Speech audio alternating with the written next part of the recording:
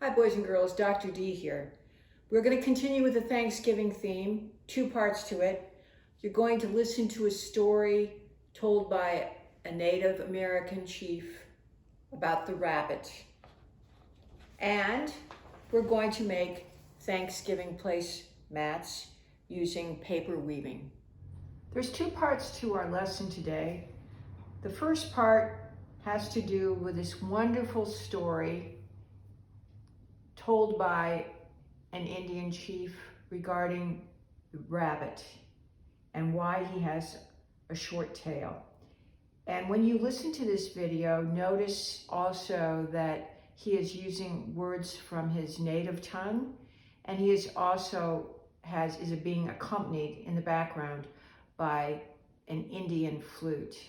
It's beautiful music. Well, I decided to draw the rabbit that he also has drawn in his video. And you may try to do that as well, or you may take a stuffed animal. I have several stuffed bunnies. You may take one of the stuffed bunnies and draw one of those instead. The second part of our lesson is making a placemat by doing paper weaving. Now this placemat was done by my son many, many years ago. And down here it says my Thanksgiving placemat, and it says what he's thankful for. And at that time he said, I am thankful for my bed. And you can tell that he put fringe around two sides of the placemat and glued tissue paper on it. So this is one style of placemat that you could certainly do. And if you don't want to write what you're thankful for, that's fine. If you'd rather put a person's name on there, or something that you really like about that person in the corner, that would be a wonderful thing to do. So now we're going to do placemats as a paper weave.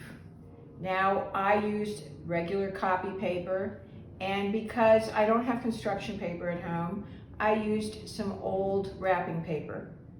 You could also use construction paper if you have that at home. You could also take a regular white piece of paper and paint it or color it a certain design, or solid if you'd like.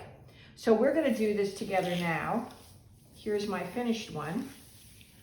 You'll need a ruler for this, pencil, scissors, Scotch tape, and of course crayons. That part I've already done ahead of time. And what we're going to do is we are going to mark every inch.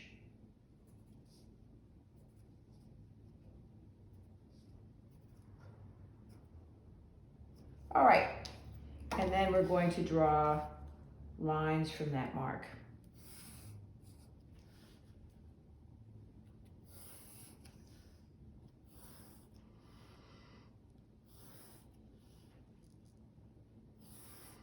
Okay, now you are going to cut along these lines,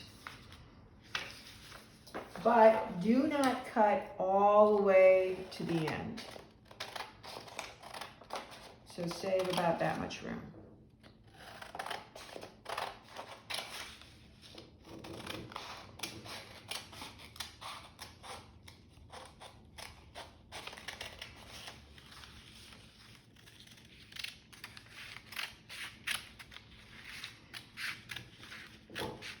Okay, so now we have the bottom of our art piece. Now, as I told you with this one, I used wrapping paper.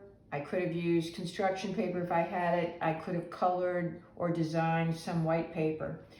I decided most of us all have bags. So I cut up a bag and decided to do it in a pattern that you often see in Native American artwork. All right, so what you'll do, we're going to start by putting this underneath our first strip, and then over the top.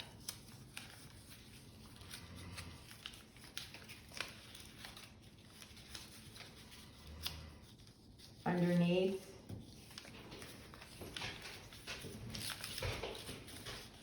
Over the top. Okay.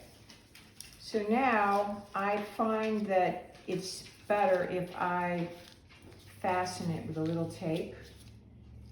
I won't do that now, but I would suggest that you put a little tape at the ends of your strips to secure it. All right, now, since we started under, this time we're going to start over, and we're going to do the opposite. So I'm going to start over in the first one and under on the second.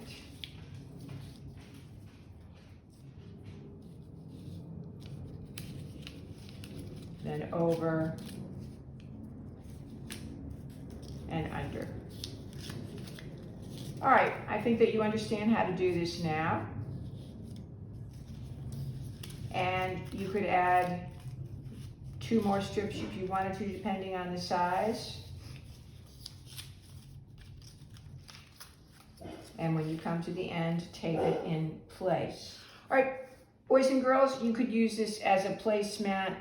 You could have the person's name on it if you want. You could just say Thanksgiving placemat. You could say, I am thankful for, or you might say that you're thankful for a particular characteristic in a person. Or you don't need to have any words, but it's an idea to use at Thanksgiving dinner. Please take photos of your artwork and send them to me. I look forward to seeing them. Until we meet again in our next video, have a good week. This is Dr. D.